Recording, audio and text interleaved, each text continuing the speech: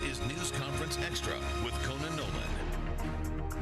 Good morning and welcome to News Conference Extra, a special segment of Today in LA Weekend. Well, not since Election Day of November 2016 has there been as much anticipation in the political world as there is for this week's two first presidential debates of the 2020 election here on NBC on June the 26th and 27th out of Miami. 20 candidates in all, 10 on one day, 10 on day two, with several of the leading candidates, Joe Biden, Bernie Sanders, Kamala Harris, and Pete Buttigieg on the second night, Elizabeth Warren on the first night. So what to expect from all of this? Bob Schramm is the co-director for the Center for the Political Future at USC, a veteran political consultant who ran both John Kerry's campaign for president and Al Gore's. Bill Carrick, longtime Democratic consultant for a number of major political heavy hitters, including Senator Dianne Feinstein, whom he helped capture a sixth term in office last year. He also was a longtime consultant for Ted Kennedy. Thank you very much to both of you for joining us.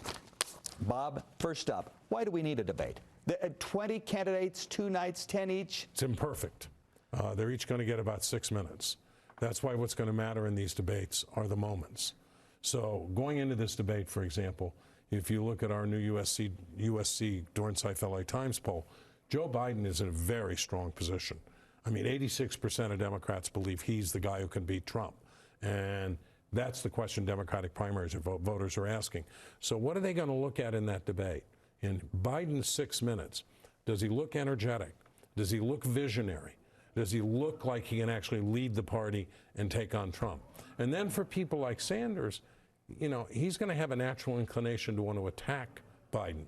And a lot matters or depends on how skillfully Biden handles that. Now, Bill, this is the first time most of these candidates have had this kind of audience. It's a first impression. Does that keep them from going negative, or what's the dynamic when you realize you've got 6 minutes and this is your introduction to the American people? Fundamental campaign rule, candidate A attacks candidate B, candidate C is the beneficiary. That's what happens. That's the danger for all of them. Negativity is not going to help you. If it helps anybody, it'll help somebody else. So I think they have to be very, very careful. This is not a two-person debate. This is not you win, I lose.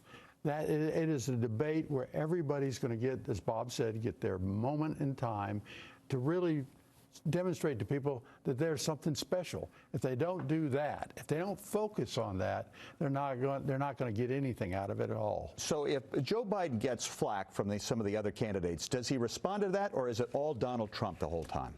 I think he'll respond, but he won't respond directly and in sort of a confrontational back and forth. I think it probably helps him if they all attack him. It probably says, A, he's the front runner, and some of these attacks, as we've seen on Vice President Biden, are kind of weak. They're like little shadings of attacks. They're not really mean attacks. Well, Bob, let's talk about one. Do you expect, for example, for him, Cory Booker went after him, Bill de Blasio, for talking about his dealings in the 1970s with two segregationist senators from the South, Herman Talmadge, one of them from Georgia, and that they shouldn't even been in the room with that guy. And this indicates that the former vice president is out of touch with the new Democratic Party. And that means they're out of touch with history. Right. Because if Ted Kennedy and George McGovern hadn't sat in a room with Bob Dole and with Jesse Helms, one of the most right-wing people in the history of the Senate, millions of people in this country today would not get food stamps. And they made a deal where they supported farm subsidies. Is that his response in the debate? I don't know whether that's his response. That's my response. I mean, Bill and I both worked in the Senate in that period. And the way you got things done was you disagreed with people on a whole set of issues, but you found a place where you might agree. And of course, Biden looked for places where he could agree, and that's how he got some things done. That's how that's how a lot of the progress we've seen in that period of time was made. Look, there are 8 million kids at least in this country today who are on health insurance because Ted Kennedy sat down with Orrin Hatch and got him to agree to co-sponsor that bill.